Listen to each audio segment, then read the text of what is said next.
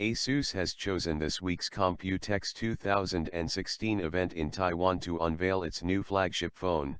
The ZenFone 3. Android handset comes in three variants: the 5.5-inch ZenFone 3, 5.7-inch ZenFone 3 Deluxe, and the enormous 6.8-inch ZenFone 3 Ultra. I managed to get some hands-on time with ZenFone 3 device, and to my surprise, it looks just as good in real life thanks to the spun-metal finish on the back. It also has a more premium feel than its predecessor due to the switch from a plastic body to a combination of metallic frame and 2.5D glass panels.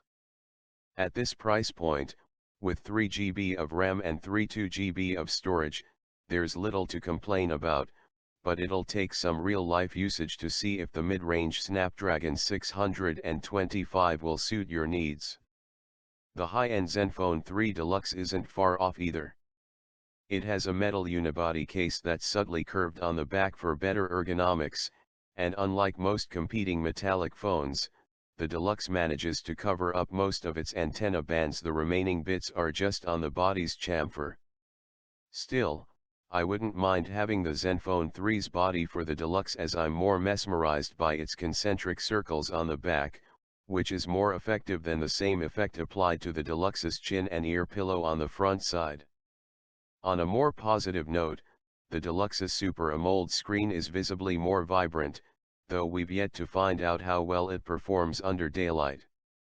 As for performance, we're confident that the 6 GB of RAM, at $499, with 32 GB of storage, plus the Snapdragon 820 will keep things running smoothly, assuming the final software build won't have any major bugs.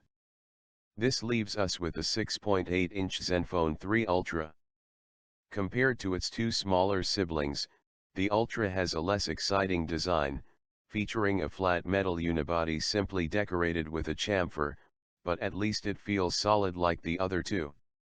As with the ZenFone 2, the Ultra's volume keys are also placed on the back, which is a bit odd given that the other two ZenFone 3 models have them on the side.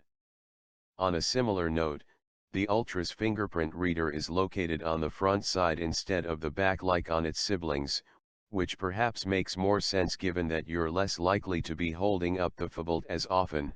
It is notably heavier, after all, 233 grams instead of the Deluxe's 170 grams, mainly because of the generous 4,600 mAh battery.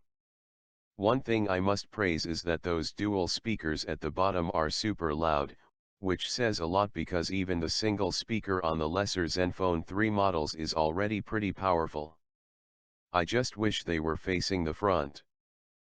$479 for this model gets you 4 GB RAM and 64 GB of storage, so even though it's running on a Snapdragon 652, which should be more than plenty for everyday use, it probably wouldn't take much to convince those who are addicted to watching videos on the road. As to how big that market is, only time will tell.